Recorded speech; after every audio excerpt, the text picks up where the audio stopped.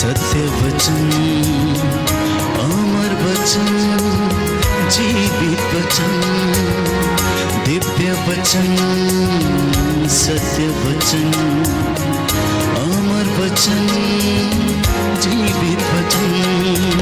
साई दा बाबा बनी दा बाबा बगै रे सनी रे सनी रे सनी रे सनी रे सा। दिव्य वचन, सत्य वचन, अमर वचन, जीवित वचन, दिव्य वचन, दिव्य वचन।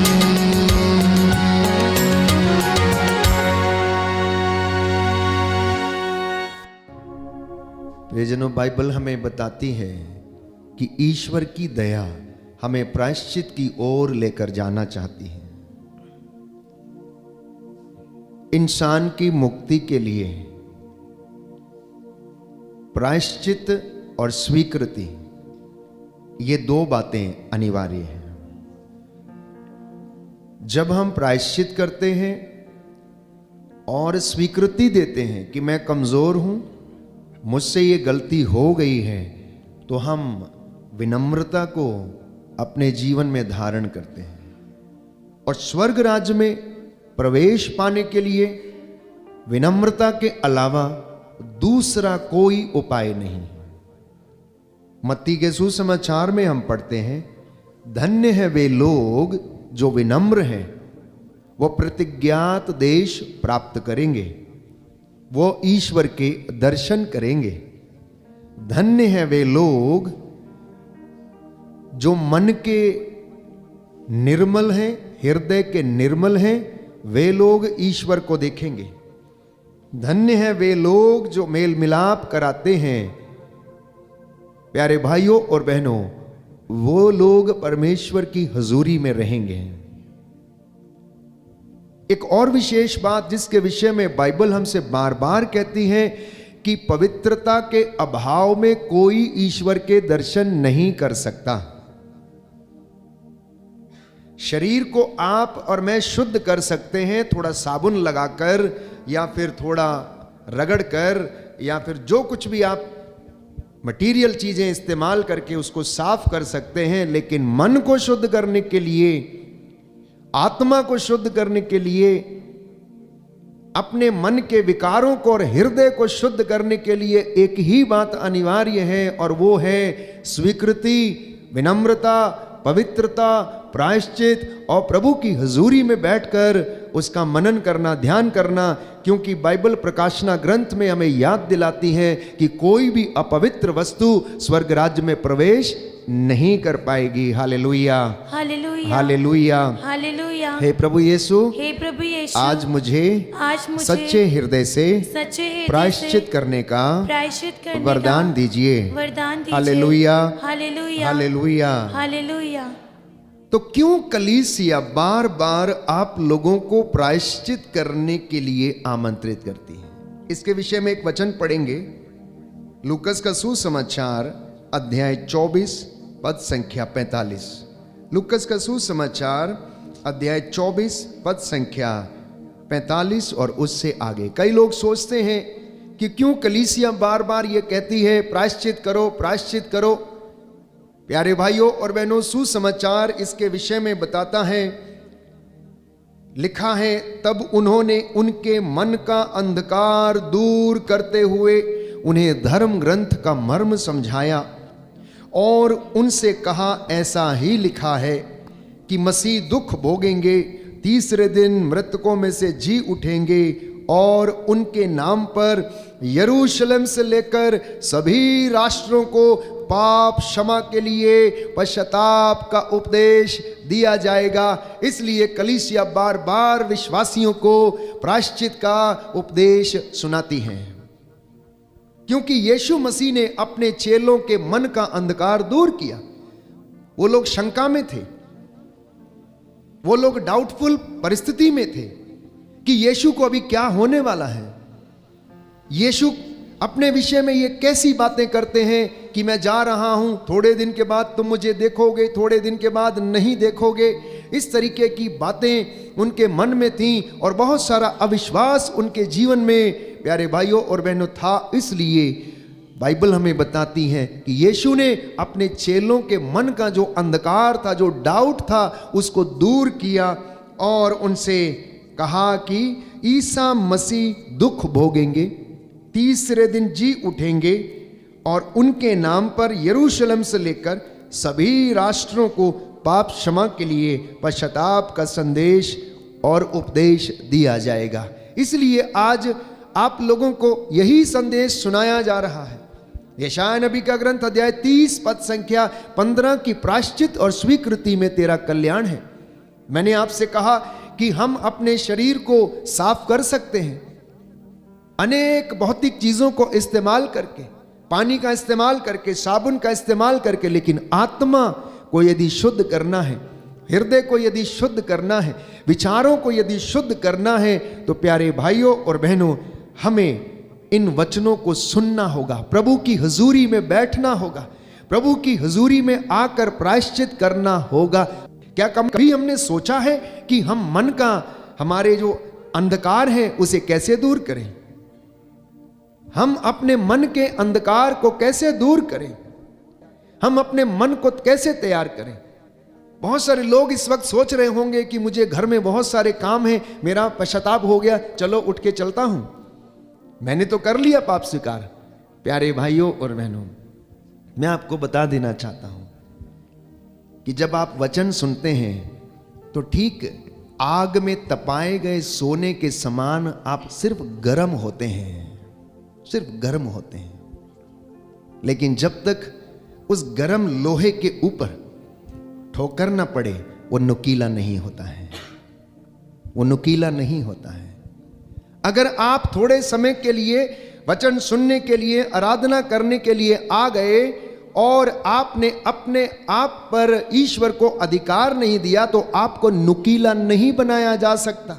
आप वहीं पर गर्म और ठंडे होते रहोगे और एक परिस्थिति ऐसी आएगी कि आपके अंदर से वो क्षमता समाप्त हो जाएगी और उस पर वार नहीं किया जा सकता, नुकीला नहीं बनाया जा सकता, उसको धारदार नहीं बनाया जा सकता। इसलिए परमेश्वर की उपस्थिति में रहकर वचन को सुनना, परमेश्वर की हुजूरी में बैठना, उसके द्वारा उस गर्मी को हासिल करना ये जरूरी है। और वचन के द्वारा आप नुकीले बनाए जाएंगे, वचन के द्वारा आप पवित्र बनाए जाएंगे, वचन के द्वारा आपके रास्ते सीधे होंगे। बाइबल हमें बताती है यूहन्ना बपतिस्ता यीशु मसीह के पहले अग्रदूत बन के आया, अग्रदूत बनकर आया और उसने कहा कि निर्जन प्रदेश में पुकारने वाले की आवाज, प्रभु का मार्ग सीधा करो, घाटियां भर दी जाएं, टेढ़े मेढ़े रास्ते समतल कर दिए जाएं। आप अपने आसपास में देखिए कि किस तरह से लोग टेढ़े मेढ़े रास्तों पे चलते हैं। एक कहावत है, घी अगर सीधी उंगली से ना निकले तो टेढ़ी कर लेना, घी अगर सीधी उंगली से ना निकले तो टेढ़ी करके निकालना। आज दुनिया यही काम करती है। इसलिए बाइबल कहती है कोई भी व्यक्ति कचहरी में अपना मुकदमा न्याय के साथ नहीं लड़ता, अन्याय के साथ लड़ता है। झूठ को सच साबित करता है और सच को झूठ साबित करता है। अपने आप से पूछिए कि आपके कोर्ट कचहरियों के मुकदमों में कितने लोगों ने झूठ को सच और सच को झूठ बनाने का काम किया है। इंसान के रास्ते टेढ़े मेढ़े हैं, वो हर वो रास्ता अख्तियार करना चाहता है। इंसान की फितरत यह है कि उसे शॉर्टकट से होकर जाने की आदत है, वो लंबा रास्ता लेना नहीं चाहता, क्योंकि लंबे रास्ते में त्याग है। लंबे रास्ते में प्यारे भाइयों और बहनों बहुत सारे दुख और कष्ट हैं। छोटे रास्ते में हो सकता है बहुत जल्दी आपको मुकाम मिल जाए, लेकिन उसमें मेहनत नहीं है, उसमें त्याग नहीं है, उसमें तपस्या नहीं है, उसमें परिपक्वता नहीं होती है।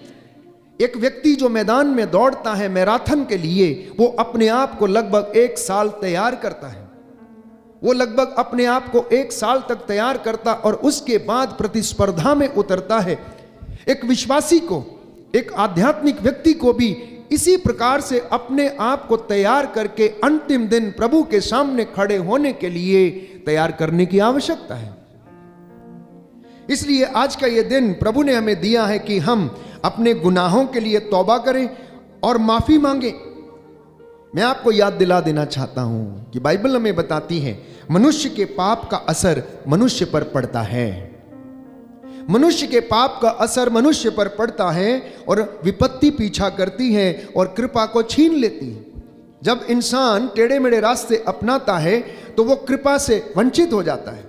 जब वो प्रभु का आदर नहीं करता, वो परमेश्वर के वचन पर वाद विवाद करता, ऊट पटांग तर्क देता है, वो परमेश्वर की हजूरी से वंचित हो जाता है। परमेश्वर का वचन तर्क का विषय नहीं है, परमेश्वर का वचन वाद विवाद का विषय नहीं है। परमेश्वर का वचन प्यारे भाइयों और बहनों ग्रहण करने और विश्वास करने और आनंद प्राप्त करने का विषय है। बोलिए आमीन, आमीन, हालेलुया, हालेलुया। हे प्रभु यीशु, हे प्रभु यीशु, आपके वचनों के द्वारा आपके वचनों के मेरे द्वारा जीवन में मेरे जीवन शांति में आ जाए, शांति आ जाए, चंगाई आ जाए। चंगाई आ जाए। Hallelujah, hallelujah, hallelujah, hallelujah, hallelujah. Hallelujah. इसलिए तिमोथी कहता है कि आप लोग ऊट पटांग बातों से बचें और सावधान रहें, खोखले तर्क प्रस्तुत करके प्रभु की महिमा को भंग ना करें।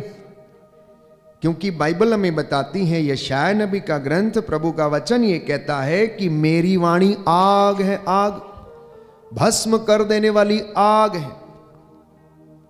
इसलिए प्रियजनों, प्रभु ये कहता है कि मेरी वाणी जो चाहती है कर डालती है।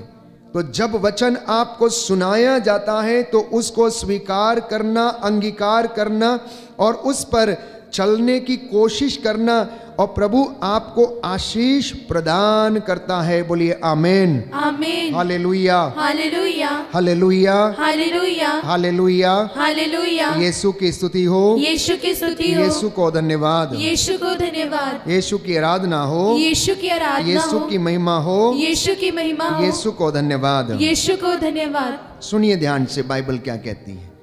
लौकिक और व्यर्थ बकवाद से आप लोग दूर रहें।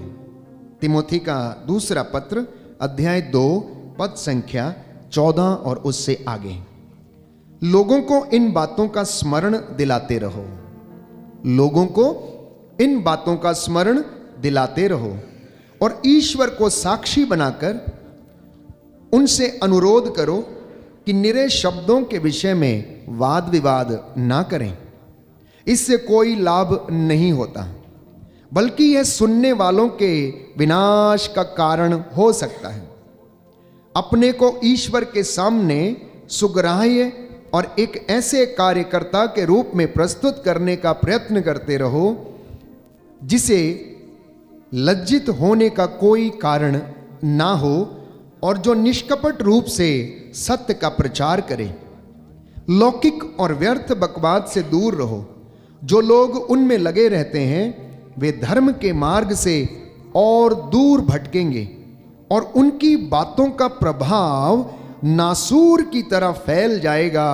ऐसे लोगों में हिमैनुअस और फिलेतुस हैं, जो यह कहकर सच्चाई से दूर भटक गए हैं कि हमारा पुनरुत्थान हो चुका है। इस प्रकार वे कुछ लोगों के विषय में बाधा पहुंचाते हैं। आज विश्वासियों में भी कुछ लोग ऐसे हैं जो लोगों को बहकाने का काम करते हैं, वचन पर विश्वास नहीं करते और प्रभु के वचन पर तर्क वितर्क करते हैं। बाइबल कहती है, संत पौलुस तिमोथी को लिखता है कि लौकिक और व्यर्थ की बकवास से आप लोग दूर रहो। जो लोग ऐसे काम करते हैं वो धर्म के मार्ग से भटकते हैं और उनकी बातों का प्रभाव नासूर की तरह फैल जाता है। वो खुद अपना जीवन नष्ट करते लेकिन दूसरों का जीवन भी वो लोग नष्ट करते हैं और प्रभु से उन लोगों को दूर करते हैं। ये पवित्र वचन प्यारे भाइयों और बहनों आज हमसे अनुरोध करता है।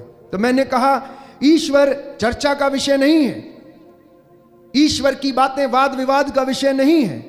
ईश्वर की बातें विश्वास करने के लिए हैं। उसने जो कहा यह पूरा हो जाए, क्योंकि बाइबल में हम बार बार पढ़ते हैं कि उसने जो कहा वैसा हो गया। उसने शब्द से धरती को बनाया, शब्द से उसने प्यारे भाइयों और बहनों आसमान को बनाया, समुद्र और हर चीज को उसने शब्द मात्र से बनाया। वो शब्द परमेश्वर के साथ था और उस शब्द ने शरीर धारण किया और हमारे बीच में निवास किया और हमारे जैसे उसने रहना स्वीकार किया। फरीसी और शास्त्री यही किया करते थे, सिद्धांतों की चर्चा, यीशु से आके सवाल जवाब। देखो योहन के शिष्य ऐसा करते हैं, तुम्हारे शिष्य ऐसा क्यों नहीं करते? विश्राम दिवस का पालन क्यों नहीं करते? आज कलीसियाओं में यही चर्चा है। एक कलीसिया ऐसा करती है और दूसरी ऐसा नहीं करती। तुम लोगों को पता नहीं है कि प्रभु कैसा है, सच्चा है। अरे भाई, कभी अपने मन का तीर्थ करके देखना कि आपका मन कैसा है। तीर्थ आप लोग बहुत करते हैं, कभी वेलंकणी माता जाते हैं, कभी सरदना की कृपाओं की माता के पास जाते हैं। प्यारे भाइयों और बहनों, यहाँ लोग तीर्थ करने नहीं, यहाँ लोग मेला देखने जाते हैं। असली तीर्थ करना है ना, अपने मन का तीर्थ करना। यहां से लेकर यहां तक की यात्रा करना कभी, और ये शॉर्टेस्ट दूरी है, ये शॉर्टेस्ट दूरी है यहां से लेकर हृदय तक की दूरी, जो इंसान कभी जिंदगी में करता नहीं है। और यहां से हजारों किलोमीटर की यात्रा करके मां मरियम को वेलंकणी में जाकर उपहार चढ़ाने जाएगा और अन्य जगह पर जहां जहां भी तीर्थ स्थान है वहां पर चढ़ावे लेकर जाएगा। अरे भाई, कभी अपने मन का तीर्थ करके देखना, प्रभु आपको समझाएगा कि तू कहां पर खड़ा है, तू ठंडा है या गर्म है या गुनगुना है, तेरा जीवन कैसा है। कभी अपनी यात्रा इस बाइबल के साथ करके देखना, ये आपको बताएगी कि आप कहां पर खड़े हैं, आपके जीवन में ईश्वर की आशीष कितनी है, ये आपको बताएगी। क्योंकि ये हमारे आध्यात्मिक जीवन का आईना है, ये हमारे चरित्र का आईना है। जब इसे हम पढ़ते हैं, जब इसे हम सुनते हैं, प्यारे भाइयों और बहनों, ये हमें आशीषें दिलाता है, हमें बड़ा बनाता है। इसलिए आज हमें इन तमाम बातों से तौबा करने की आवश्यकता है, उन बातों को ग्रहण करने की आवश्यकता है जो हमारे लिए आध्यात्मिक उन्नति प्रदान करती हैं, आध्यात्मिक शांति हमारे जीवन में आती है। इसलिए प्यारे भाइयों और बहनों, आज का ये दिन महत्वपूर्ण है, तो ये जरूरी है कि हम अपने हृदय को सजाएं, ये जरूरी है अपनी आत्मा को सजाएं, ये जरूरी है हम अपने रिश्तों को फिर से बनाएं, ये जरूरी है हम अपने पड़ोसी को क्षमा करें, ये जरूरी है कि हम अपने मुद्दई से समझौता कर लें, ये जरूरी है कि हम पड़ोसी से कहें, भाई, ओ बहन, मम्मी, पापा, मुझे क्षमा कर दीजिए, मैं आपको क्षमा करता हूं। क्योंकि याद रखिए, बाइबल कहती है, अहंकारी और घमंडी मनुष्य ईश्वर के दर्शन नहीं कर सकता। वो जितने मर्जी चढ़ावे चढ़ा ले, जितनी मर्जी रोजरियां कर ले, जितने मर्जी यत्न कर ले, अहंकारी और घमंडी मनुष्य ईश्वर के राज्य में प्रवेश नहीं कर सकता। क्योंकि वो दरिद्रों को ऊंचा उठाता है, विनम्र हृदयों को वो अपने राज्य में प्रवेश करने देता है। प्यारे भाइयों और बहनों, इसलिए ये वक्त अपने जीवन पर मनन चिंतन करने का है। इंसान अशांत है, आप में से बहुत सारे लोग अशांत होंगे। मैं देख रहा हूं, आपके चेहरों में मुझे दिखा रहे हैं कि जैसे जैसे आप वचन सुन रहे हैं, आपके जीवन की जो किताब है चलचित्र के भांति मूवी की तरह चल रही है।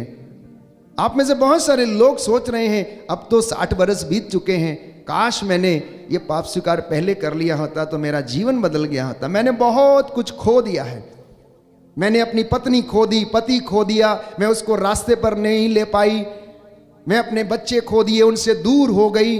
प्यारे भाइयों और बहनों, ऐसे विचार, अनेक प्रकार के विचार आते होंगे कि मेरे जीवन में इस तरीके का घृणित पाप था जिसे मैं सोचता रहा, चलता है, कुछ नहीं होता। प्यारे भाइयों और बहनों, गलत काम करने से बहुत कुछ होता है, गलत काम करने से बहुत कुछ होता है। क्योंकि गलत गलत है और सत्य सत्य है, सत्य हमेशा सत्य रहेगा, उसे कोई भी झूठ साबित नहीं कर सकता है। लेकिन गलत हमेशा गलत रहेगा और गलत ही साबित होगा। जब हम इन बातों को सुनते और समझते हैं तो उस कृपा को अनुभव करना। आज से पहले अज्ञानता के वश में बहुत सारे लोग प्रभु से दूर चले गए। उन्होंने देखा कि आज यहां से कृपा नहीं मिल रही तो कहीं दूसरी जगह पर ले लेते हैं, वहां पर चलते हैं, वहां हमारा हल हो जाएगा। प्रभु के ये लोग, इनसे कुछ नहीं होता है, इन्हें कुछ नहीं आता है, ये तो यूं ही बोलते हैं। प्यारे भाइयों और बहनों, ये इंसान की कमजोरी है। इंसान इंस्टेंट इफेक्ट चाहता है, लेकिन प्रभु का वचन हमें बताता है प्यारे भाइयों और बहनों कि परमेश्वर आपको समय आने पर परिपूर्ण सामर्थ्य तथा सुदृढ़ बनाएगा। जब आप पूरी तरीके से तैयार हो जाएंगे, जब आप पूरी तरह विश्वास में दृढ़ बन जाएंगे, तब आपको प्यारे भाइयों और बहनों वो आशीष प्रदान करेगा। तो इसलिए मैंने कहा कि दुनिया में बहुत सारे लोग अशांत हैं। हम लोग भी कभी कभी अशांति को महसूस करते हैं। तो स्तोत्रकार कहता है अध्याय 38 पद संख्या 19, मेरे पापों के कारण मैं अशांत हूं, मेरे पापों के कारण मैं अशांत हूं, और किसी चीज से नहीं। आप अपनी ही गलती के कारण, अपने ही अपराध बोध के कारण, अपने ही पाप के कारण, अपनी ही गैर जिम्मेदाराना हरकत के कारण आप अशांत हैं। किसी दूसरे की वजह से नहीं, अपने पड़ोसी की वजह से नहीं, अपनी बहन या भाई या बेटे या बेटी की वजह से नहीं। इंसान अपने किए का फल भुगतता है। इसलिए दाऊद कहता है कि मेरे पापों के कारण मैं अशांत हूं, अब कौन मुझे इससे आजाद करेगा। तो यशायाह नबी के ग्रंथ अध्याय 22 पद संख्या 22 में हम पढ़ते हैं कि प्रभु का वचन ये कहता, मैं दाऊद के घराने की कुंजियां उसके कंधों पर रख दूंगा, वो जिसके लिए खोल देगा उसे कोई बंद न करेगा, और जिसके लिए बंद कर देगा उसे वो खोल न सकेगा। नई व्यवस्था में हम पढ़ते हैं यीशु मसीह ने पेतरुस से कहा, पेतरुस स्वर्गराज्य की कुंजियां मैं तेरे हाथों में देता हूं, पृथ्वी पर तो जिसका निषेध करेगा स्वर्ग में उसका निषेध रहेगा, और पृथ्वी पर जिसको अनुमति देगा स्वर्ग में भी उसको अनुमति रहेगी। नूह के जमाने में लोग खाते रहे, पीते रहे, शादी ब्याह करते रहे, ऐशो आराम करते रहे, हर प्रकार की अश्लीलता में रहे। सोदोम और गोमोरा में भी ऐसा ही हुआ। उन्हें प्रायश्चित का संदेश सुनाया गया, अपने टेढ़े मेढ़े रास्ते सीधे करो, घूसखोरी से बचो, हर तरीके की लोभ लालच ईर्ष्या वासना द्वेष घृणा घमंड, इन बातों से बचो। लेकिन कोई बचा नहीं, किसी ने बचने का प्रयास नहीं किया। और दिन ऐसा आया कि सोदोम और गोमोरा के ऊपर प्यारे भाइयों और बहनों परमेश्वर ने आग और गंधरस बरसाया और उसको नष्ट कर दिया। हो सकता है कि आज हम लोगों के जीवन में ऐसा ना हो कि आग बरसे और हम नष्ट हो सकता है हमारे रिश्तों में हम नष्ट हैं, हो सकता है संतान की दृष्टि से हम बर्बाद हैं, हो सकता है आर्थिक दृष्टि से हम बर्बाद हैं, हो सकता है आध्यात्मिक जीवन में अंधकार है। ये किसी आग बरसने के बराबर है। हो सकता खेत में फसल नहीं होती है, ये किसी आग और गंधरस बरसने से कम नहीं है कि मनुष्य बोता है लेकिन कम लुनता है, मनुष्य प्रयास करता लेकिन असफल होता है, मनुष्य बार बार दर ठोकरे खाता, दफ्तरों में जाकर इंटरव्यू देता लेकिन आखिरी क्षणों में असफल रहता है किसी न किसी वजह से। तो अगर आध्यात्मिक जीवन से जोड़कर इसे देखा जाए तो ये असफलता किसी न किसी तरीके से हमारे जीवन में हमको प्रभावित करती है। तो बाइबल कहती है यिर्मयाह नबी का ग्रंथ अध्याय 5 पद संख्या 25, तुम्हारे पापों ने तुमको उन वरदानों से वंचित कर दिया जो परमेश्वर ने तुम्हारे लिए रखे थे, और किसी चीज ने नहीं। तुम्हारे पापों ने, गलतियों ने, कमजोरियों ने, ईर्ष्या ने, घमंड ने, द्वेष ने, गलत रिश्तों ने, व्यभिचार ने, अश्लीलता ने, गाली गलौज ने, तुम्हारी गंदी जुबान ने तुमको ईश्वर से दूर कर दिया, उन वरदानों से वंचित कर दिया जो वो देना चाहता था। इन बातों के लिए प्रायश्चित करना है, इन बातों के लिए प्रायश्चित करना है। जब संत योहन अग्रदूत बनकर यीशु के विषय में संदेश देने के लिए आया तो उसने प्रायश्चित का संदेश सुनाया। प्रायश्चित करो, स्वर्ग का राज्य निकट है। प्रायश्चित का अवसर ना देखने पर नगर अपने को नष्ट करेगा। Hallelujah, hallelujah. यीशु की स्तुति हो, यीशु की स्तुति यीशु हो, को धन्यवाद, यीशु को धन्यवाद, यीशु की आराधना हो, यीशु की आराधना यीशु हो, की महिमा हो, यीशु की महिमा यीशु हो, को धन्यवाद, यीशु को धन्यवाद। Hallelujah, hallelujah. हे प्रभु यीशु, हे प्रभु यीशु, मेरे मन को, मेरे मन मेरे को, हृदय को, मेरे हृदय मेरी को, आत्मा को मेरी आत्मा शुद्ध को कीजिए, शुद्ध कीजिए, पवित्र कीजिए। पवित्र कीजिए। Hallelujah, hallelujah, hallelujah, hallelujah, hallelujah. Hallelujah. तो प्रायश्चित क्या है, पश्चाताप क्या है, ये आज हमें समझने की आवश्यकता है।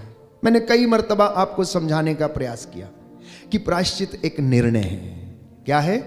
प्रायश्चित एक निर्णय है। आज आप एक निर्णय लेंगे। क्या निर्णय लेंगे? मैं पिता से कहूंगा कि मैंने तेरे और स्वर्ग के विरुद्ध पाप किया है, मुझे अपने नौकरों में से एक रख लो। यह निर्णय है। जक्कैउस ने कहा, आज मैं अपने घर से हर प्रकार की गंदगी को दूर करूंगा, अन्याय से कमाई संपत्ति मैं आधा भाग बेचकर गरीबों में बांट दूंगा और जिनको मैंने लूटा है उनको 4 गुना वापस करूंगा। यह उसका निर्णय था।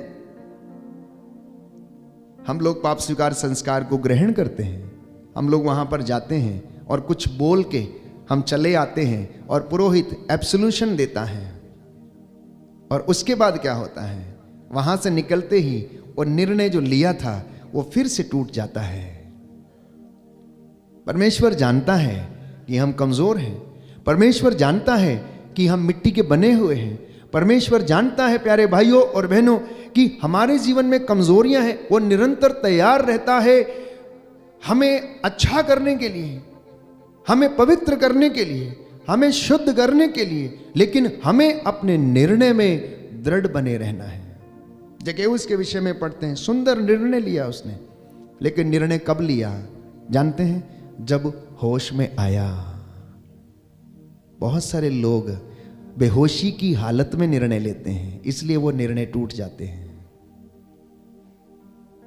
जब तक वो होश में नहीं था वो निर्णय नहीं ले पाया, लेकिन जैसे ही प्यारे भाइयों और बहनों वो होश में आया, उसने निर्णय लिया। उसने कहा मैं उठूंगा, उसने कहा मैं जाऊंगा, उसने कहा मैं पिता से प्रार्थना करूंगा, उसने कहा मैं क्षमा की याचना करूंगा। पिताजी मैं थक चुका हूं, क्योंकि आपके यहां सैकड़ों लोग भरपेट भोजन करते हैं, लेकिन मैं भूख से मर रहा हूं, मैं तड़प रहा हूं, मैं जानवरों की फलियां खाने पर मजबूर हूं। अब मैं ये सहन नहीं कर सकता, अब मुझे आप अपनी शरण में रखिए और मुझे भी अपने नौकरों में से एक रख लीजिए। उसका यह निर्णय प्यारे भाइयों और बहनों, उसे हाथ में अंगूठी, पैरों में जूता, शरीर पे वस्त्र, मन में आनंद, शरीर में आनंद, मित्रों के साथ फिर से उसका मिलना, ये आशीषें उसके जीवन में आती हैं। तो प्रायश्चित हमें ईश्वर की कृपा की ओर ले जाता है। अगर पाप आपको ईश्वर से दूर करता है तो ईश्वर की आशीष पवित्र संस्कार के रूप में आपके जीवन में आती है। पाप यदि कृपा छीनता है तो प्रायश्चित आपको कृपा दिलाता है। मम्मी पापा बड़ी आसानी से कह देते हैं मेरे बच्चे मेरी बात नहीं सुनते, मेरा बच्चा नशा करता है, मेरा बच्चा गलत रिश्तों में है। उसके लिए प्रायश्चित करना, उसके लिए प्रायश्चित करना प्यारे भाइयों और बहनों, उसे समर्पित करना। क्योंकि किसान जब बीज बोता है तो अपने खेत को वो अच्छी तरह तैयार करता है, उसे बहुत सारे फर्टिलाइजर्स और मैन्योर देता है। जब इंसान अपने बच्चे को जन्म देने वाला होता है तो उसे भी उसी तरह से उस खेत को तैयार करने की आवश्यकता है। और जो लोग इन खेतों को तैयार नहीं करते हैं उनकी फसलें ज्यादा अच्छी नहीं होती हैं, इसलिए वो कम लुनते हैं, इसलिए वो लोग कम लुनते हैं। तो हमें अपने आध्यात्मिक जीवन को अच्छा करना होगा, हमें अपने आध्यात्मिक जीवन को और ज्यादा मजबूत और दृढ़ करना होगा। इसलिए इन बातों से आजाद होने के लिए आज प्रायश्चित की आवश्यकता है। Hallelujah, hallelujah. यीशु की स्तुति हो, यीशु की स्तुति यीशु हो, को धन्यवाद, यीशु को धन्यवाद, यीशु की आराधना हो, यीशु की आराधना, यीशु की महिमा हो, यीशु की महिमा हो, यीशु को धन्यवाद। यीशु को धन्यवाद। Hallelujah, hallelujah, hallelujah. हालेलुया। तो मैं क्यों इस बात को कहता हूं? क्योंकि स्तोत्रकार लिखता है अध्याय 51 पद संख्या 7 में कि मैं अपनी माता के गर्भ से पापी हूं और जन्म से अपराधी हूं। मैं अपनी मां के गर्भ से पापी हूं, जन्म से अपराधी हूं। दुनिया में आने के बाद मैंने पापी नहीं बना, मैं तो अपनी मां के गर्भ में जब गढ़ा जा रहा था, मैं उसी समय से पाप में जन्मा हूं, मैं उसी समय से अपराधी हूं। कितना सामर्थ्यवान वचन है। अगर कोई व्यक्ति इस वचन को समझेगा तो मैं समझता हूं कि उसकी आने वाली पीढ़ियों के जीवन में कभी पाप रूपी अंधकार शायद नहीं होगा। परमेश्वर उन्हें ब्लेस करेगा, क्योंकि बाइबल कहती है उत्पत्ति ग्रंथ अध्याय 8 पद संख्या 1 कि मनुष्य की प्रवृत्ति बुराई की ओर है। क्यों? क्योंकि वो पाप में जन्मा है, क्योंकि वो अपराध में जन्मा है। इसलिए उनके अंदर से जो भावनाएं आती हैं वो क्या है? बुरी प्रवृत्ति है। मारने की, तोड़ने की, जलाने की, ईर्ष्या की, घमंड की, विषय वासना की, सांसारिक बातों को अपने जीवन में धारण करने की। ये सब कहां से सीखा है बच्चे ने? ये आज मनन चिंतन करने की आवश्यकता है। और जब हम बाइबल के वचन पढ़ते हैं तो इन दोनों में बहुत सारा सामंजस्य है कि मनुष्य का हृदय, उसका मन बचपन से बुराई की ओर है। बचपन से, बड़े होने के बाद नहीं। आप लोग ये ना कहें कि पहले ऐसा नहीं था अब ऐसा हो गया। नहीं प्यारे भाइयों और बहनों, पहले से ही ऐसा था, लेकिन अब उसे अच्छा परिवेश ना मिलने के कारण अब क्या हो गया? जंगली बीज का जो अंकुर है वो फूट निकला है, इसलिए वो बड़ा होने लग गया है। उत्पत्ति ग्रंथ अध्याय 6 मनुष्य के मन में बुरे विचार उत्पन्न होते हैं। निर्गमन ग्रंथ अध्याय 32 पद संख्या 22 मनुष्य का मन, मनुष्य का झुकाव पाप की ओर है। मनुष्य का झुकाव पाप की ओर है। बताइए एक दूसरे को, बताइए कलीसियाओं को कि इन वचनों को सुने, समझें और इसके द्वारा परमेश्वर की ओर आ जाएं, क्योंकि बिना तपस्या के प्रभु नहीं मिल सकता, बिना आत्मत्याग के आशीष नहीं मिल सकती, बिना प्रायश्चित के छुटकारा नहीं है, आराधना के बिना छुटकारा नहीं है। आराधना में हम परमेश्वर की महिमा को प्रकट होते हुए देखते हैं। तो इसलिए परमेश्वर ये कहता है, एजेकियल नबी का ग्रंथ अध्याय 18 पद संख्या 23, क्या मैं दुष्ट की मृत्यु से प्रसन्न हूं? परमेश्वर कहता है, क्या मैं दुष्ट की मृत्यु से प्रसन्न हूं? पद संख्या 32 में कहता है, मैं किसी भी मनुष्य की मृत्यु से प्रसन्न नहीं होता। मैं किसी भी मनुष्य की मृत्यु से प्रसन्न नहीं होता हूं। परमेश्वर नहीं चाहता कि कोई पाप की अवस्था में मर जाए। परमेश्वर नहीं चाहता कि शैतान उसको बहकाए और उसकी आत्मा का सर्वनाश करे। परमेश्वर नहीं चाहता कि किसी पापी का सर्वनाश हो जाए। तो सच्चे पश्चाताप से प्यारे भाइयों और बहनों, हम परमेश्वर के अनुग्रह को फिर से हासिल कर सकते हैं। बोलिए amen, amen, hallelujah, hallelujah, hallelujah, hallelujah, hallelujah. Hallelujah. प्रभु कहता है, प्रभु कहता है, क्या मैं दुष्ट की मृत्यु से प्रसन्न होता हूँ? क्या मैं दुष्ट की मृत्यु से प्रसन्न होता हूँ? मैं किसी भी मनुष्य को मैं किसी भी मनुष्य को मरते हुए मरते हुए नहीं देख सकता। नहीं देख सकता। हालेलुया। हालेलुया। मैं किसी भी मनुष्य की मृत्यु से किसी भी मनुष्य की मृत्यु प्रसन्न से नहीं होता। प्रसन्न नहीं होता। Hallelujah, hallelujah, hallelujah, hallelujah, hallelujah. Hallelujah. प्रियजनों, बाइबल हमें बताती है कि परमेश्वर ने मृत्यु नहीं बनाई। मृत्यु कैसे संसार में आई? कैसे संसार में आई? बाइबल कहती है कि शैतान की ईर्ष्या के कारण मृत्यु इस संसार में आई। पाप का वेतन मृत्यु है। शैतान ने परमेश्वर से ईर्ष्या का युद्ध छेड़ दिया और पाप किया, और उसे पाप का वेतन क्या है? बाइबल कहती है मृत्यु है। किस प्रकार की मृत्यु? दो तरीके की मृत्यु है, एक शारीरिक मृत्यु और एक आत्मिक मृत्यु। शरीर जो इस दुनिया में आया है, ये जो मिट्टी से बना हुआ, इसे मिट्टी में मिलना है, लेकिन आत्मा जो परमेश्वर की ओर से आई है, यह परमेश्वर के पास इसे लौटना है। तो जब हमारी आत्मा मर जाती है, जब हमारा आंतरिक मन मर जाता है, यह हमारी दूसरी मृत्यु। कोई व्यक्ति अपना जमीर खो दे, कोई व्यक्ति अपना ईमान खो दे, कोई व्यक्ति अपने विचारों से भटक जाए, कोई व्यक्ति को किसी बात का कोई फर्क न पड़े, मारने काटने का या गंदा बोलने का। ऐसे बहुत सारे लोग हैं जो विध्वंस करते हैं, उजाड़ते हैं, नष्ट करते हैं, किसी बात का फर्क नहीं पड़ता। ये प्यारे भाइयों और बहनों मरे हुओं के समान है, जिनमें कोई जीवन नहीं है। इसलिए परमेश्वर ऐसे लोगों की मृत्यु से प्रसन्न नहीं होता। वो चाहता है कि ये लोग प्रायश्चित करके परमेश्वर के पास लौट कर चले आए। Hallelujah, hallelujah, hallelujah. हालेलुया। तो आज आप एक निर्णय लेना है। क्या सोचा है आपने? एक निर्णय लेने का विचार किया है या नहीं किया है? निर्णय लेने का विचार किया है या नहीं किया है? हो सकता है कि पुरोहित ने पाप स्वीकार संस्कार में आपको कुछ करने का काम दिया हो।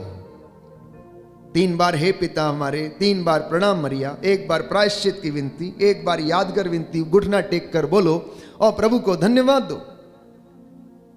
जितना बड़ा पाप उतना बड़ा दंड,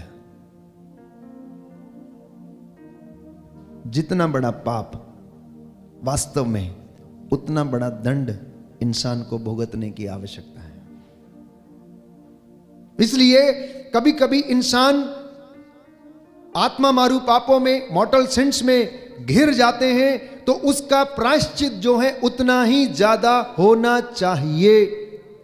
किसी की निशंस हत्या एक छोटे से दंड को भुगतने से नहीं होती। कोर्ट कचहरी में जब एक अपराधी को प्रस्तुत किया जाता है और उसे बोला जाता है कि तुमने झूठ बोला है, तुमने हत्या की है, तुमने ये किया, तुम्हें 10 साल की कैद होगी और 5 लाख रुपए जुर्माना होगा। हम परमेश्वर के पास आते हैं, परमेश्वर हमें क्षमा करता है, हमारे अंतर मन को शुद्ध करता है, लेकिन इसके साथ साथ हमारा कर्तव्य है कि हम अपने अपने दंड को भुगते हैं। वो हमारा प्रायश्चित है, हमारा असली प्रायश्चित वो है। यदि हम उस प्रायश्चित को अपनाने को तैयार नहीं हैं, तो मात्र हम प्रभु से कृपा को लेते हैं, लेकिन हम प्रायश्चित असली तौर पर दैनिक जीवन के कार्यों में नहीं कर पाते हैं। उदाहरण के लिए गरीबों की सेवा, बीमारों की देखभाल, अनाथों की देखभाल, उनके लिए चीजें मुहैया कराना, किसी गरीब को जो रोटी से वंचित हैं या पानी से वंचित हैं, एक ठंडा पानी का गिलास जो है उसे पिलाना, उन्हें ढूंढना। और बाइबल कहती है कि तुम अपनी रोटी भूखों के साथ बांटो, विश्राम के दिवस को पवित्र रखो, विश्राम दिवस पर तुम लोग काम पर मत जाओ, उस दिन प्रभु की आराधना करो, उस दिन प्रभु के वचन को मनन चिंतन करो। लेकिन तुम लोग ऐसा नहीं करते हो। तुम लोग उस दिन करारे मुक्के मारते हो, एक दूसरे से झगड़ा करते हो, तुम मेरे विश्राम दिवस का आदर नहीं करते हो। तुम उस दिन क्या है, पिकनिक पर जाते हो या अपने कामों को करते हो। 6 दिन तुम्हारे लिए है, उसमें काम करो, 7वां दिन प्रभु को समर्पित करो और प्रभु आपको आशीष प्रदान करेगा। इन बातों को जब हम सुनते हैं, अपने जीवन में धारण करते हैं, तो हम रोजमर्रा की जिंदगी में प्रायश्चित के रास्ते पर चलने लगते हैं प्यारे भाइयों और बहनों। इसलिए आज का जो निर्णय आपका होगा, ये आपको ईश्वर की ओर से कृपाएं दिलाएगा। ईश्वर की ओर से हर चीज जो आती है वो आपको प्रदान करेगा। क्या त्याग है? वो तो हमारी जरूरत है, जिसे हम रोज करते हैं, जिसे परमेश्वर ने उत्पत्ति ग्रंथ में कहा कि आज से तू अपनी मेहनत की कमाई खाएगा, आज से तू जमीन को खोदेगा और वो तेरे लिए ऊंट कटारे उत्पन्न करेगी। तू मेहनत करेगा तब तुझे रोटी मिलेगी, नहीं तो तुझे रोटी नहीं मिलेगी। इसलिए संत पौलुस कहता है, जो मेहनत नहीं करता उसे रोटी ना दी जाए, उसे भोजन ना दिया जाए। तो ये तो हमारे कर्तव्य है कि हमें करना है, लेकिन इससे अलग आध्यात्मिक जीवन में दृढ़ता प्राप्त करने के लिए हमें त्याग की आवश्यकता। यीशु ने कहा जो मेरे पीछे आना चाहता है आत्म त्याग करे, क्रूस उठाकर मेरे पीछे हो ले। और आज यीशु कहता है तुम लोग मेरा जन्म दिवस मनाते हो, तुम मुझे भेंट चढ़ाते हो, अरे तुम तो अपने पेट भरते हो, तुम तो अपना घर सजाते हो, तुम मेरा घर थोड़ी सजाते हो, तुम तो अपने घर की चरनी सजाते हो, मेरी चरनी थोड़ी सजाते हो। मेरी चरनी कहाँ है, मेरा घर कहाँ है, तुम मेरे लिए कौन सा घर बना के तुमने तैयार करके रखा है। और संत पौलुस जवाब देता है कुरिन्थियों के दूसरे पत्र अध्याय 6 में कि क्या नहीं तुम नहीं जानते कि तुम्हारा हृदय ईश्वर का मंदिर है, तुम्हारा हृदय पवित्र आत्मा का मंदिर है। और आज उसी मंदिर को तैयार करने के लिए आपसे पाप स्वीकार संस्कार को ग्रहण करने के लिए कलीसिया क्या कर रही है, आह्वान कर रही है, आपको आमंत्रित करती है, आपको बुलाती है। बहुत सारे मसीह लोग या तो वो क्रिसमस क्रिश्चियन हैं और या फिर गुड फ्राइडे क्रिश्चियंस हैं। बहुत सारे मसीह लोग या तो क्रिसमस क्रिश्चियंस हैं और या फिर गुड फ्राइडे क्रिश्चियंस हैं। बाकी के समय में लॉक लगाकर छोड़ दिया जाता है, आध्यात्मिकता से कोई मतलब नहीं, कोई समस्या नहीं। ये इंसान की फितरत है। और मैंने आपको वचन पढ़ के बताया कि मनुष्य की प्रवृत्ति बुराई की ओर है। उत्पत्ति ग्रंथ अध्याय 8 पद संख्या 1। मनुष्य के मन में बुरे विचार उत्पन्न होते हैं। उत्पत्ति ग्रंथ अध्याय 6। निर्गमन ग्रंथ अध्याय 32 पद संख्या 22। मनुष्य का झुकाव बचपन से पाप की ओर है। तो इसमें कोई दो राय नहीं या कोई बहुत बड़ी बात नहीं, बाइबल इस बात को स्पष्ट करती है। तो आज जब हम निर्णय ले रहे हैं, मैंने कहा कि प्रायश्चित एक निर्णय है। Repentance is a decision, repentance is a decision. और जब कोई व्यक्ति निर्णय लेता है कि यह चीज यहां रहेगी, तब उसका असर हमारे जीवन में मिलता है। हम उस कृपा को अनुभव करते हैं, अपने जीवन में हम अनुभव करते हैं उन बातों को जो परमेश्वर हमसे कहना चाहता है। अफेसियों का पत्र अध्याय 5 पद संख्या 16 बाइबल कहती है कि ये दिन बुरे हैं, इसलिए आप लोग वर्तमान समय का पूरा पूरा लाभ उठाएं। इसलिए आप लोग वर्तमान समय का पूरा पूरा लाभ उठाएं। आज का दिन आप लोगों के लिए निर्धारित है प्रभु की ओर लौटने का, प्रभु की ओर अभिमुख होने का। और जो अवसर रहने पर प्रायश्चित नहीं करेगा वो नष्ट करेगा अपने आप को, अपने घर को, अपने समाज को, अपनी कलीसिया को। और इस परिस्थिति में कोई भी व्यक्ति हो, छोटा हो बड़ा हो, बाइबल हमें बुलाती है। इसलिए अपने हृदय रूपी मंदिर को प्रायश्चित के साथ ये तैयारी करने का समय है। बोलिए आमेन, हालेलुया। हालेलुया। हे प्रभु यीशु, हे प्रभु यीशु, मैं अपने जीवन को मैं अपने जीवन को आपके चरणों में आपके समर्पित चरणों में करता हूँ। समर्पित करता हूँ। आइए प्रभु यीशु, आइए प्रभु यीशु, मेरे जीवन में, मेरे जीवन मेरे में, परिवार में मेरे परिवार अधिकार में लीजिए। अधिकार लीजिए। Hallelujah, hallelujah, hallelujah, hallelujah, hallelujah. Hallelujah.